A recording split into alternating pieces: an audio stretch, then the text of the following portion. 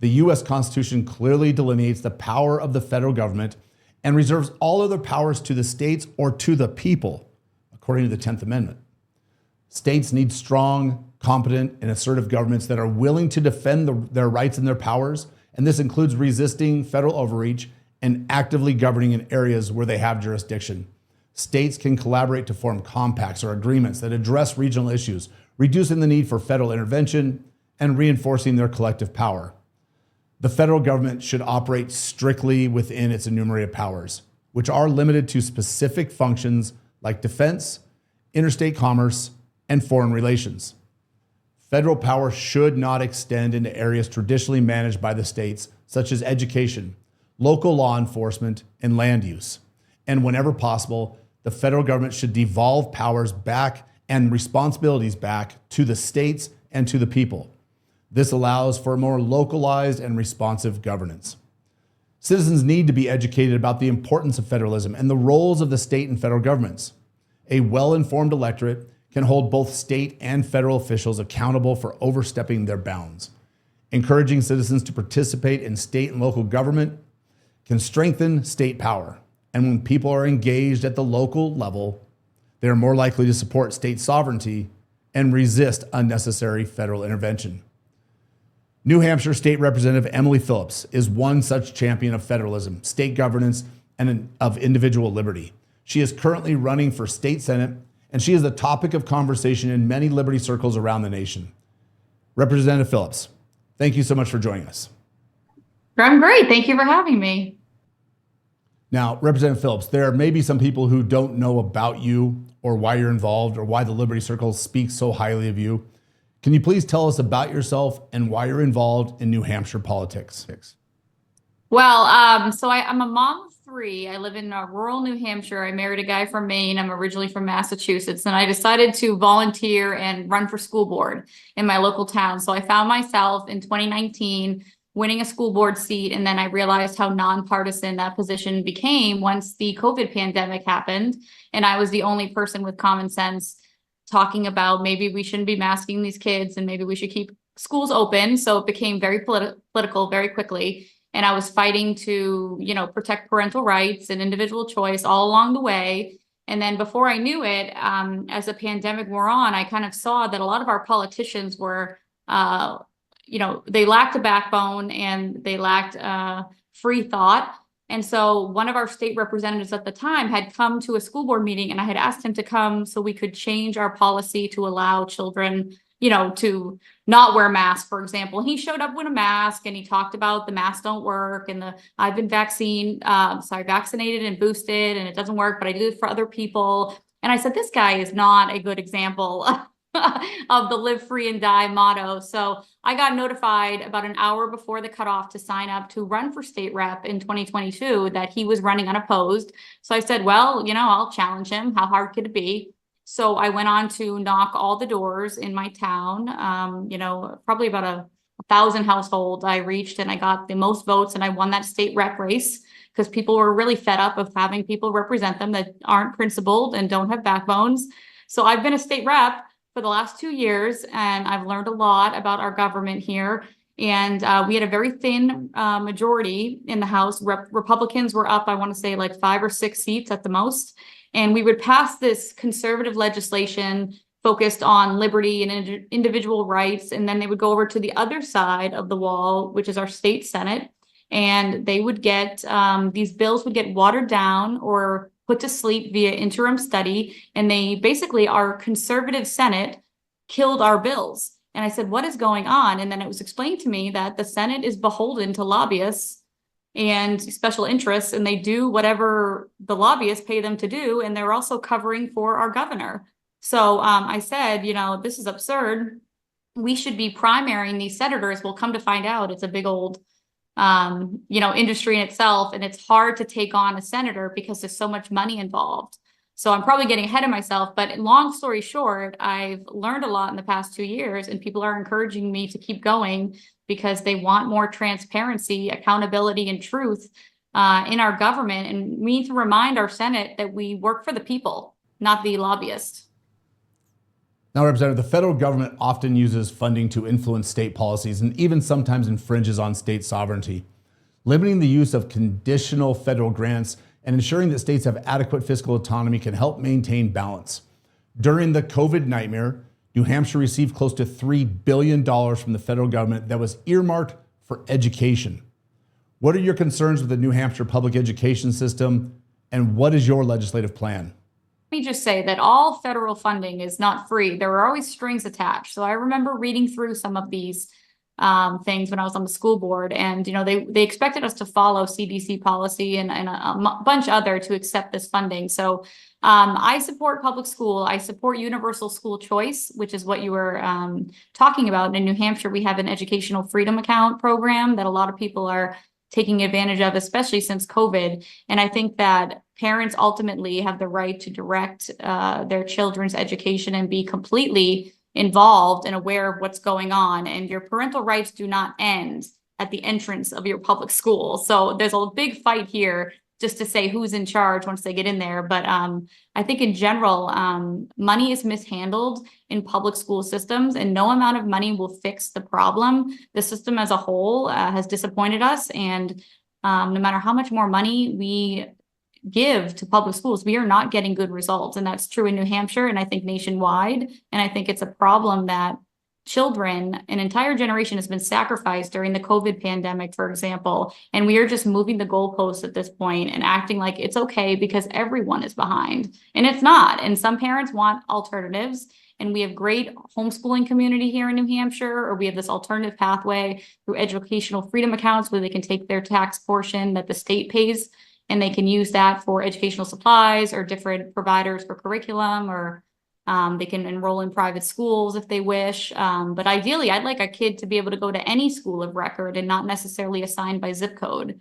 We're not quite there yet, but ideally, I think people are very open to school choice, and I would like it to apply to all children, regardless of income cap. We currently have an arbitrary income cap that I believe are guardrails put on by our New Hampshire Senate. So that's another problem I intend to address once I get over there. And I'm not sure who's pulling the strings on that, or why we're arbitrarily saying that a family that makes 500% above federal poverty level doesn't deserve the same options that other kids have. Now, anywhere that true education choice or school choice has been tried, the results of the education portion of the program have always outperformed the contemporary counterparts in the public school system. How would you define absolute education freedom? Ideally, you could take your tax dollars and follow the child wherever you want. I'm kind of, as a legislator, being in there for 2 years, I'm still understanding how we went from nothing to something here, and we need to move the needle to all in New Hampshire. During the COVID pandemic, my kids were in public school, and they were wearing plastic face shields during COVID. It was completely nonsense. And they were receiving IEP services, educational, individual education plans for special ed. And they were trying to give them speech therapy with their face masks on. And it was just so absurd. So I took a year off, and we homeschooled my first year as a state rep, and I enrolled them in co-ops, which are these groups of almost like pods where they could go 4 days a week and learn things. And then I would be responsible for age specific English and math teachings. And they loved it. It was like a whole mental health reset, but these programs are expensive. So I use savings for that. My husband and I both have full-time jobs. I run a family business. And so we never qualified for the educational freedom accounts based on the guardrails that are set on by our New Hampshire Senate. So I kind of exhausted my savings during COVID. And so I ended up enrolling them in a public charter school here, which is free. But I do have to drive them 30 minutes each way to school each day. And I'm very happy with the program.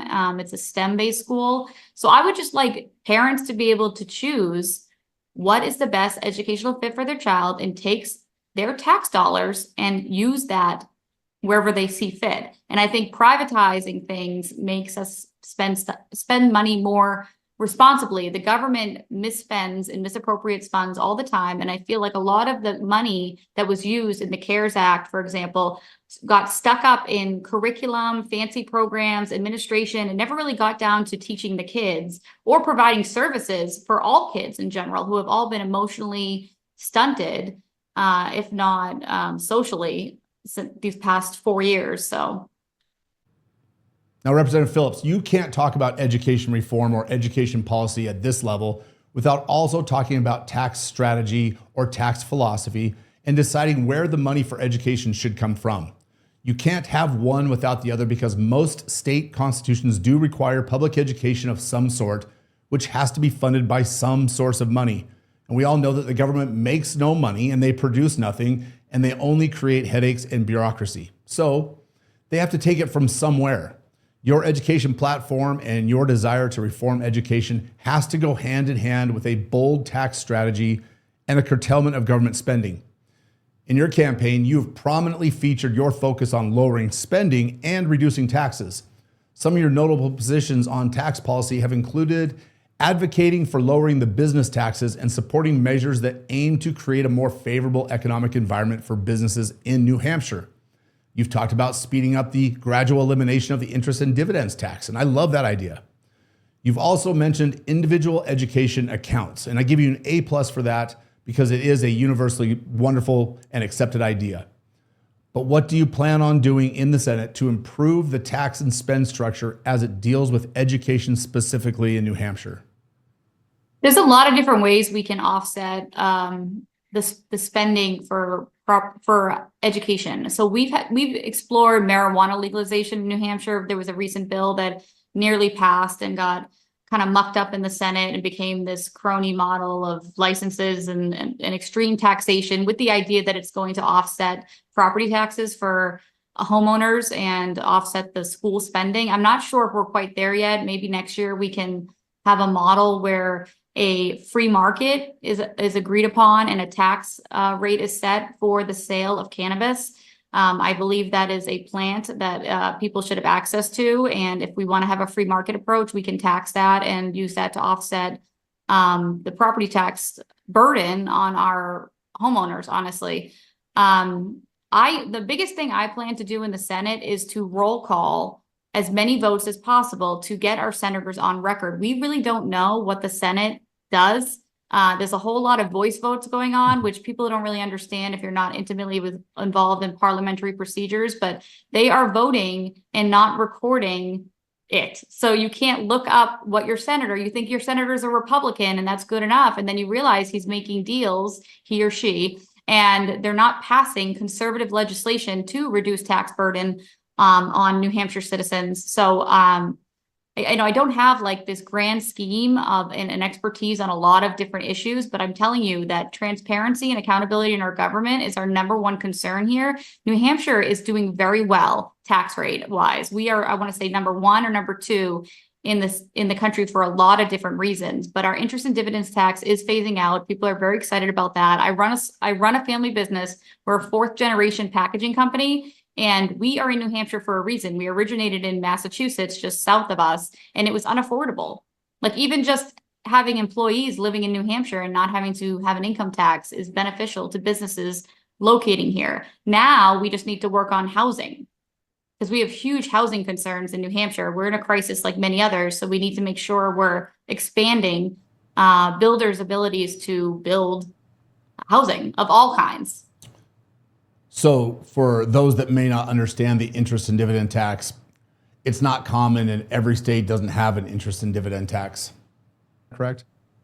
Oh, it's so minuscule. It's yes, we don't, that's our last tax. That's the last thing we have.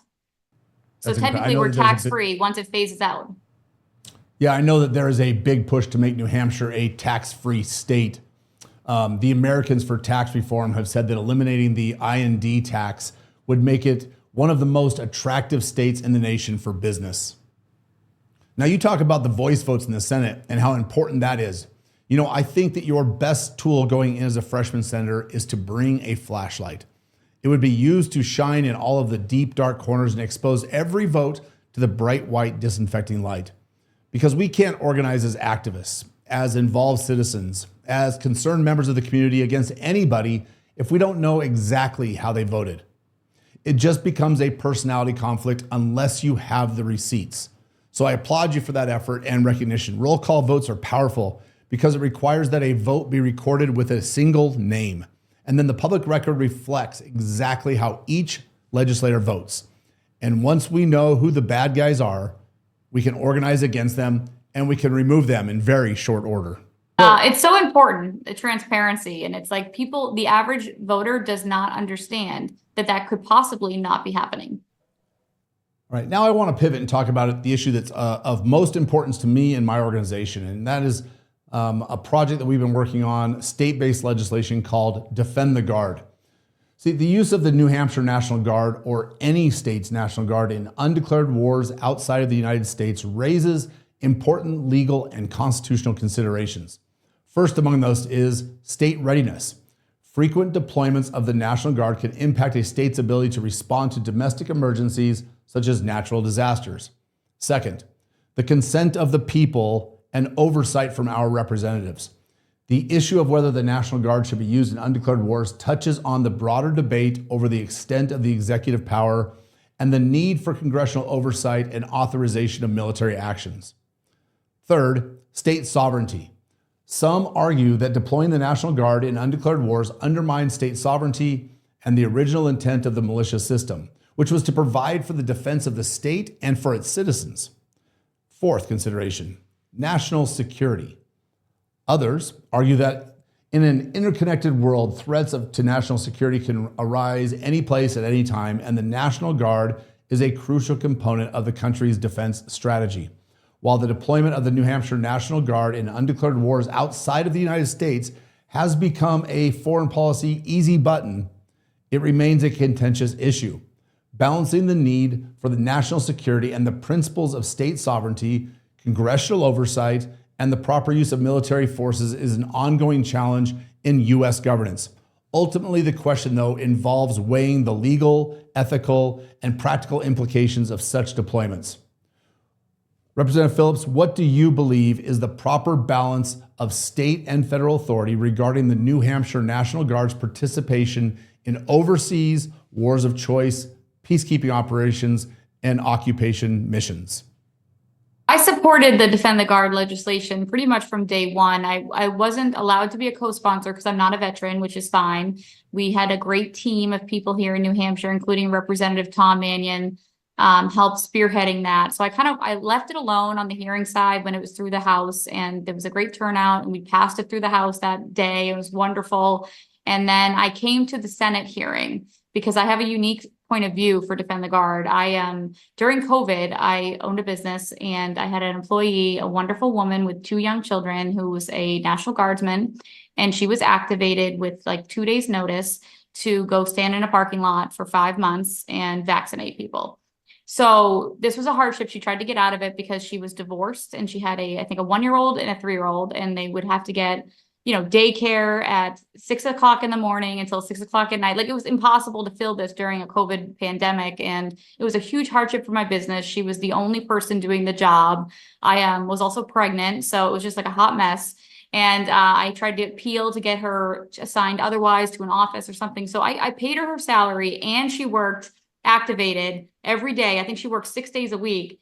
So I kind of see it as from an employer point of view as well. So long story short, we should be following the Constitution, and we haven't done so since World War II and ask Congress to declare war before we use our National Guard men and women, because these are citizen soldiers, right? Like, we are harvesting people out of their otherwise full-time jobs and their families on a whim without following the Constitution. That is wrong.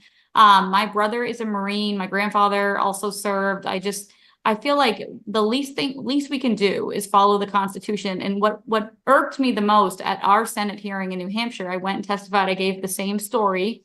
And I begged my current senator, who I'm now primarying, I said, we need a roll call. And I've never asked this particular senator for really anything for this. And I've asked other senators, please just roll call this once it gets to the Senate.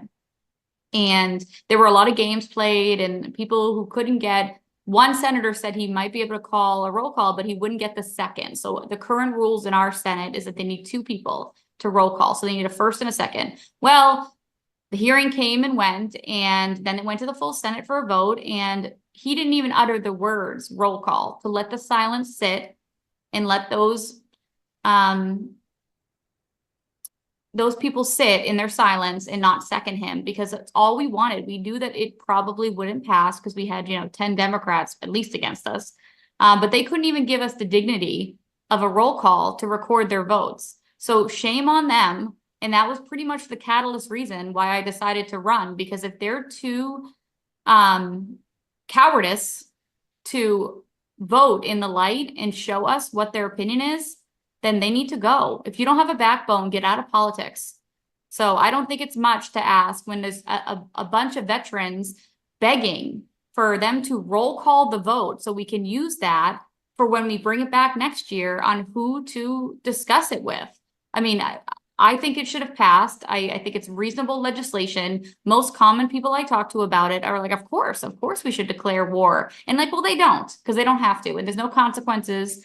So, one example in New Hampshire, we have an invasion at our northern border and our small Canadian border, just like we have down in Mexico, right? Well, why don't we use our soldiers up there? You are absolutely right. To repel an invasion is one of the 3 constitutionally authorized uses of the National Guard by the federal government. But there isn't enough testicular fortitude in Washington, D.C. to actually do it, though. Thank you for sharing that story about your state senator and his spineless refusal to call for a roll call vote and upset the sanctity of the upper chamber. When I watched him freeze and refuse to open his mouth and ask for a recorded vote, which, by the way, is his right as an elected member of the Senate, I knew that something had to be done to remove the noxious weeds, root and branch. The games that are played in these dark backroom deals make it so that good legislation takes 10 years to pass, 15 years sometimes.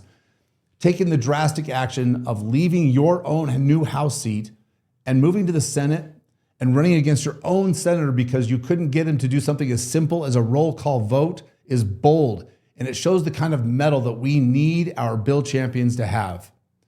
The founding fathers considered war and the ability to commit our nation to war so important that they deliberated on this issue more than any other.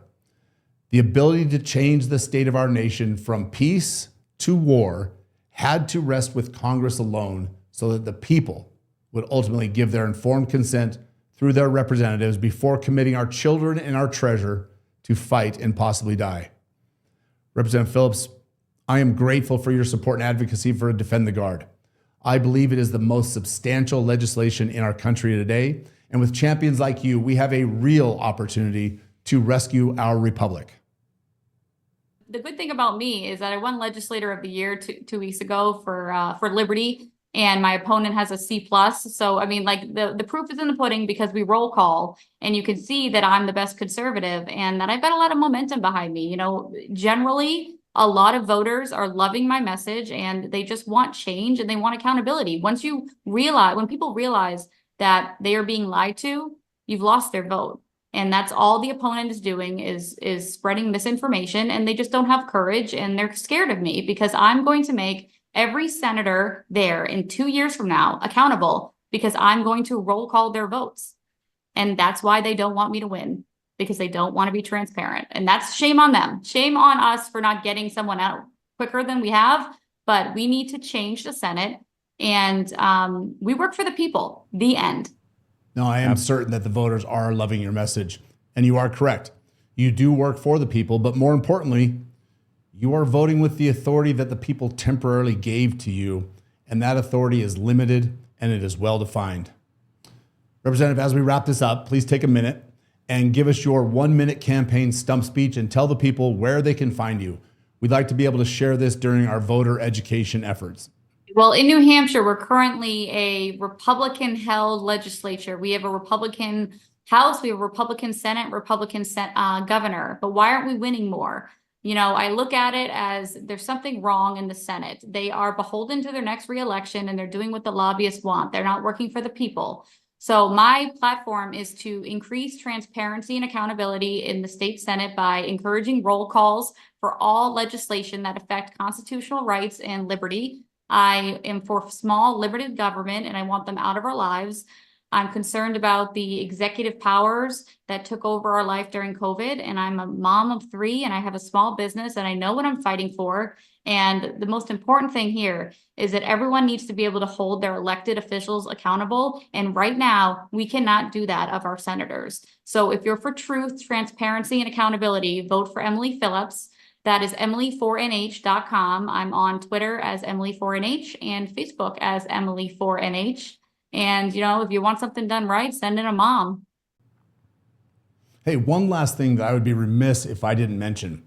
I saw on your Twitter feed that you are holding a fairly unique Second Amendment fundraiser. Tell us a little bit more about it. Yes, I just announced today I'm doing a raffle fundraiser. For every $25 you donate to me through August 31st, you get a chance to win a $2,000 gift card to 6 Hour, which is a local firearms manufacturer, actually in my district in Epping, New Hampshire. So I have a gift card and I'm going to raffle it up. I think you can get 5 tickets for 100 and 10 for 250 or something like that. But you can go to my website and actually go to my social medias and it's all being advertised there. But I'll link it on my website, and that raffle is going through August 31st, and someone's going to win $2,000 to go shopping. So pretty exciting. That's awesome. There's nothing better than seeing the Second Amendment help raise funds for a Liberty candidate. Yeah. Thank you.